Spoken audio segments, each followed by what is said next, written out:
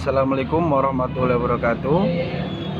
Kami dari kelompok 4 yang beranggotakan 1 Mas Danang Syarif, yang kedua Putri Wahyu Handayani, dan saya sendiri Dani Azhari. Yang selanjutnya ada Mbak Reni Septiana, ada Mbak Tintin, dan Mas Alfadol, dan Mbak Anissa Ayu. Kami di sini kelompok 4 akan membawa materi tentang model regresi dua variabel.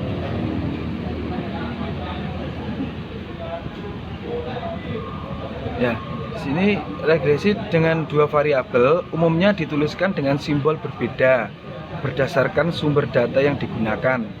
Meskipun tetap dituliskan dalam persamaan fungsi regresi yang menggunakan data populasi EVRP umumnya menuliskan simbol konstanta dan koefisien regresi dalam huruf besar. Fungsi regresi yang menggunakan data sampel FRS umumnya menuliskan simbol konstanta dan koefisien regresi dengan huruf kecil.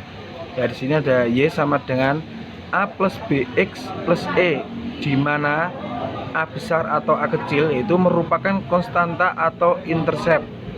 Sedangkan B besar ataupun kecil itu merupakan koefisien regresi yang juga menggambarkan tingkat elastisitas variabel independen. Dan Y merupakan variabel dependen, sedangkan X merupakan variabel independen. Yang selanjutnya kami jelaskan masalah notasi A dan B itu merupakan perkiraan dari A dan B. Huruf A, B disebut sebagai estimator atau statistik, sedangkan nilainya disebut sebagai estimasi atau nilai perkiraan. Meskipun penulisan simbol konstanta dan koefisien regresinya agak berbeda, namun penghitungannya menggunakan metode yang sama, yaitu dapat dilakukan dengan metode kuadrat terkecil biasa atau ordinary least square, atau dengan metode maksimum likelihood.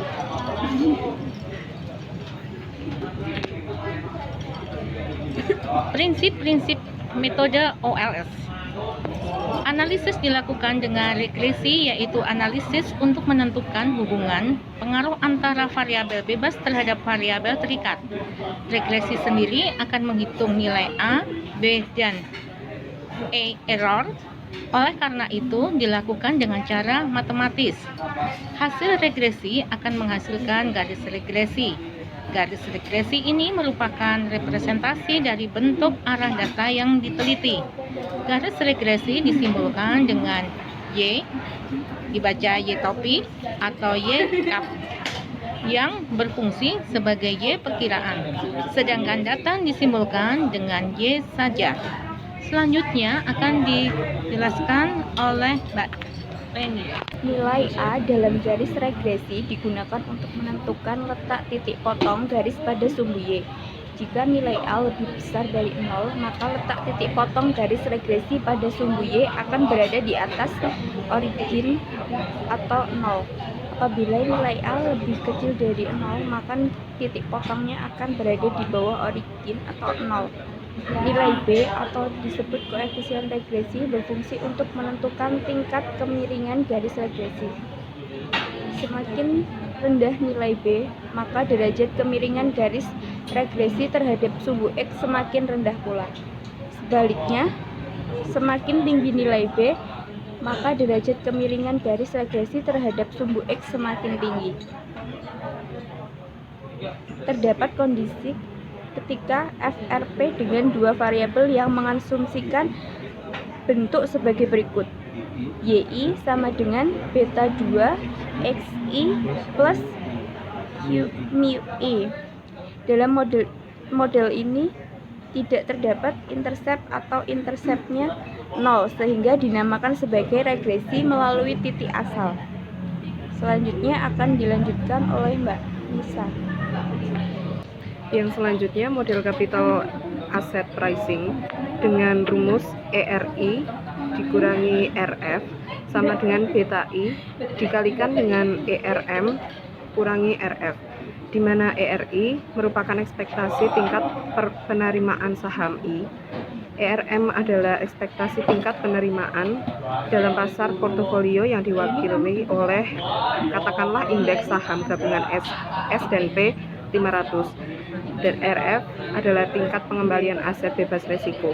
Katakanlah tingkat pengembalian surat utang pemerintah yang jatuh tempo dalam 90 hari.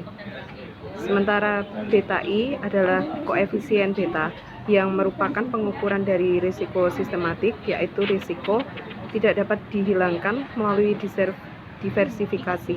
Di samping itu, koefisien beta juga merupakan pengukuran lanjutan terhadap tingkat penerimaan saham I yang berpindah di pasar nilai beta I lebih dari 1, menunjukkan surat berharga yang bersifat sementara atau mudah berubah, atau volatile atau agresif. Sedangkan nilai beta I kurang dari 1 menunjukkan saham yang ditahan. Selanjutnya ada regresi pada variabel tabel dan terstandardisasi.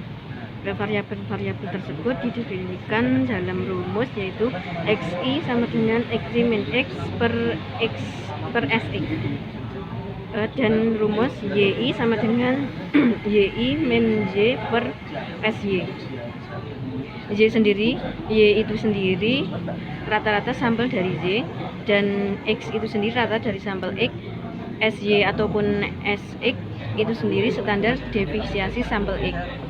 Karakteristik dari variabel terstandardisasi adalah nilai rata-ratanya selalu 0 dan standar deviasinya selalu 1. Selanjutnya, bentuk fungsional dari model regresi. Yang pertama ada model log linear. Itu didefinisikan dalam rumus YI sama dengan beta 1 X kali XI pangkat beta 1.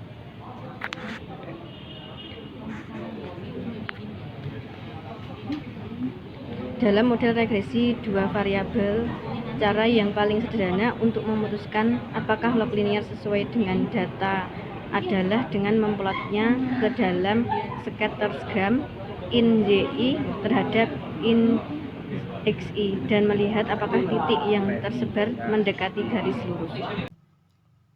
Bentuk fungsional dari model regresi, model log linear dengan rumus Y1 sama dengan B1 X B1. Dalam model regresi dengan dua variabel, cara yang paling sederhana untuk memutuskan apakah log linear sesuai dengan data adalah dengan memplotnya ke dalam scattergram in Y1 terhadap in X1 dan melihat apakah titik yang tersebar mendekati garis lurus. Kemudian model semi-log in dengan rumus in Y1 sama dengan in Y0 plus T in kurung tutup 1 plus R. Sekarang dengan menganggap B1 sama dengan in Y0, B2 sama dengan in plus 1, maksud saya 1 plus R, kita dapat menuliskan persamaan sebagai in Y1 sama dengan B1 plus B2T. Model log in dengan rumus Y1 sama dengan B1 plus B2 in X1 plus UI. Waktu yang tidak terbatas, nilai beta 1 dikalikan per X akan mendekati 0 dan Y mendekati nilai batas atau nilai asintotik beta 1. Model resiprokal dirumuskan menjadi YI sama dengan beta 1 ditambah dengan beta 2 dikalikan per XI. Oke, masuk ke slide berikutnya. Oke, ini ya model logaritmik resiprokal, yaitu dirumuskan dengan